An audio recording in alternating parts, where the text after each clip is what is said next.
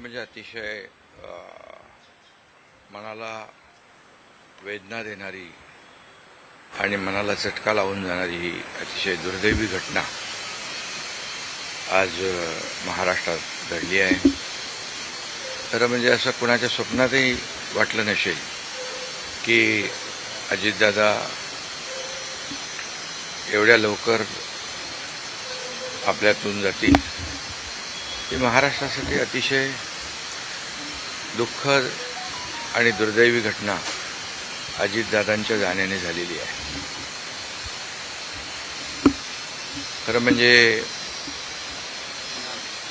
अजितदादा गेले अनेक वर्ष या महाराष्ट्राच्या राजकारणात नेतृत्व करत होते आणि अतिशय परखड स्पष्ट वक्तेपणा आणि प्रशासनावर असलेली त्यांची पकड आपण पाहिलेली आहे. प्रत्येक गोष्टीचा त्यांना बारीक अभ्यास करून बोलण्याची सवय होती आणि परखड स्पष्ट वक्तेपणा, निर्भीड, रोखठोक बोलणारे असले तरी सुद्धा त्याला चूक म्हणणारे असले तरी सुद्धा अतिशय मनाने ते निर्मळ होते. याचा अनुभव मी स्वतः घेतलेला आहे. त्यांच्यासोबत मी मंत्रिमंडळात देखील काम केलं. मी मुख्यमंत्री असताना त्यांनी उपमुख्यमंत्री म्हणून देखील काम केलं आणि जेव्हा मुख्यमंत्री मी असताना मुख्यमंत्री माझी लाडकी बहीण योजना किंबहुना इतरही योजना जेव्हा आम्ही सुरू केल्या तेव्हा आर्थिक जे काही घडी आहे किंवा आर्थिक तरतूद जी आहे ती अतिशय उत्तमपणे त्यांनी त्यावेळेस केली आणि त्याचा अनुभव मला आहे. आणि एकदा करायचं ठरवलं की ते अजितदादा करायचे. करतो, बघतो, पाहतो असे शब्द त्यांच्या डिक्शनरीत नव्हते. व्हायचं असेल ते तात्काळ करायचे, नसेल त्याला नाही म्हणायचे. असा स्पष्ट वक्तेपणा या महाराष्ट्राने पाहिलेला आहे. मी असेन, मुख्यमंत्री देवेंद्रजी असतील, अजितदादा असतील, आम्ही टीम म्हणून काम केलं, टीम म्हणून काम करतो. आमच्या वेळाही कामाच्या वेगवेगळ्या, आम्ही पहाटे उशिरापर्यंत काम करतो. अजितदादा पहाटे लवकर काम सुरू करतात, देवेंद्रजी दिवसभर काम करतात. आणि अजितदादांनी 6-6 वाजता देखील अपॉइंटमेंट दिलेल्या अधिकाऱ्यांनी आणि लोकप्रतिनिधींनी पाहिलेल्या आहेत. अतिशय वेळेचं महत्त्व आणि वेळेचं भान ठेवणारा नेता हरपलेला आहे. खरं म्हणजे काल परवाच आमची एका कार्यक्रमामध्ये भेट झाली. सरन्यायाधीश आपले भारताचे मुंबईत आले होते आणि ते येण्यापूर्वी आम्ही तिथंच एका चेंबरमध्ये बसलो होतो आणि त्यावेळेस झालेल्या चर्चा, गप्पा गोष्टी, आजही सकाळी जेव्हा मला त्यांची ही घटना कळली तेव्हा तेच समोर त्याच आठवणी काल परवाच्या येऊ लागल्या. खरं म्हणजे माझ्यापेक्षा ते राजकारणात देखील अनुभवी नेते, गेल्या अनेक वर्षापासूनचा त्यांचा अनुभव, वयाने देखील माझ्यापेक्षा ते मोठे होते माझ्या आणि अनुभवाने देखील. आणि म्हणून त्यांना राज्यातल्या अनेक विषयांचा गाढा अभ्यास होता. अनेक विभाग त्यांनी हाताळले होते. याचा राज्याला फायदा होत होता.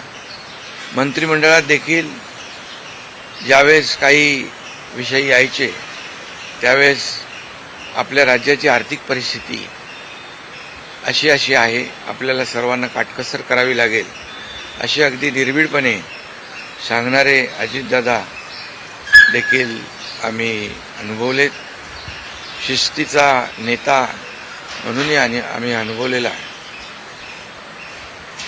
आणि त्यामुळे त्यांच्या जाण्याने फक्त पवार कुटुंबियांचंच नाही तर संपूर्ण महाराष्ट्राचं न भरून येणारं नुकसान झालेलं आहे. आणि माझ्यापेक्षा वयाने मोठे असल्यामुळे एक जी काय आमची गेल्या अनेक वर्षापासूनची जवळीक निर्माण झाली होती, त्यामुळे राजकारणातले आम्ही तिघजण एक टीम म्हणून काम करत असलो तरीसुद्धा एक मोठा भाऊ हरपल्याची गेल्याची भावना देखील दुःख देखील माझ्या मनामध्ये आहे. आणि मी त्यांना भावपूर्ण आदरांजली अर्पित करीत असतानाच मनामध्ये फार दुःखाच्या भावना आहेत. त्यांचं कुटुंब हे दुःख पचवण्याची क्षमता डोंगरा एवढं दुःख आहे, ही क्षमता ईश्वराने त्यांना प्रदान करावी. कुटुंबाचंच नाही तर संपूर्ण महाराष्ट्राचं झालेलं आहे नुकसान.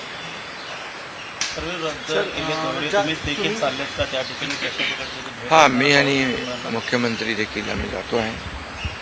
आमचे सहकारी आमच्यातून गेलेत, त्याचं दुःख आहे. म्हणजे सभा होत्या त्याही आज आम्ही रद्द केलेल्या आहे. सर, एक विचार असं वाटतं की तुम्ही आता उल्लेख केला की 2 दिवसांपूर्वी त्यांच्या जवळपास 1-1.5 तास तुम्ही बसलेले होतात, दोघंच खूप गप्पा झाल्या त्या चेंबरमध्ये. असं काही एक त्यांच्या किंवा मंत्रिमंडळात देखील असताना अशी काही त्यांची इच्छा, एखादी योजना किंवा एखादं त्यांना करायचं होतं की तुमच्याशी त्यांनी शेअर केली, आपण हे करूया मिळून महाराष्ट्रासाठी, असं काही? नाही, आम्ही आतापर्यंत एकत्र जेव्हा तेही उपमुख्यमंत्री होते तेव्हा मी मंत्रिमंडळात होतो. मी मुख्यमंत्री असतानाही उपमुख्यमंत्री होते. आता देवेंद्रजी मुख्यमंत्री आहेत. आणि जे काही निर्णय आम्ही घ्यायचो ते निर्णय मिळूनच घ्यायचो. आणि मग एकदा एखादी सूचना आली की मग त्याला तिघांनी बळ देऊन ते पूर्ण करायचं. अजितदादा देखील एकदा कधी कधी असंही म्हणायचे की आपली आर्थिक आता आपली जी काही अर्थव्यवस्था महाराष्ट्राची आहे, काही नवीन योजना केल्यामुळे आपल्याला काटकसर करावी लागेल, पण जेव्हा काही निर्णय आपल्याला घ्यावेच लागतील त्यावेळेस मात्र ते मागे हटत नव्हते. आणि याचा अनुभव देखील आम्ही घेतलेला आहे. न भरून निघणारी पोकळी सातारा असेल, पश्चिम महाराष्ट्र या ठिकाणी देखील कशा प्रकारची तुम्ही पोकळी भरून काढणार आहे? नाही, यामध्ये साताराच नाही आहे तर त्यांचं जे असलेलं जे काही अनुभव आहे हा महाराष्ट्रासाठी होता. त्यांनी प्रतिनिधित्व केल्यामुळे मला वाटतं फार मोठं नुकसान झालेलं आहे, न भरून येणार. शेवटचा प्रश्न, जे काय जसा हा जो विमान अपघात झाला ज्या प्रकारे, काय वाटतं याची चौकशी व्हायला हवी आणि येणाऱ्या काळामध्ये असे अपघात होऊ नयेत, त्यामुळे बिलकुल याची शेवटी आमच्या सहकार्याचा जीव याच्यामध्ये गेला आहे. 6 लोक मृत्युमुखी पडलेले आहेत. त्यामुळे या विमान अपघाताची चौकशी नक्कीच व्हायला पाहिजे, नक्कीच होईल. कारण यापुढे देखील अशा प्रकारचे अपघात होता कामा नये यासाठी हे गरजेचं आहे आणि त्यासाठी त्याची चौकशी देखील होईल.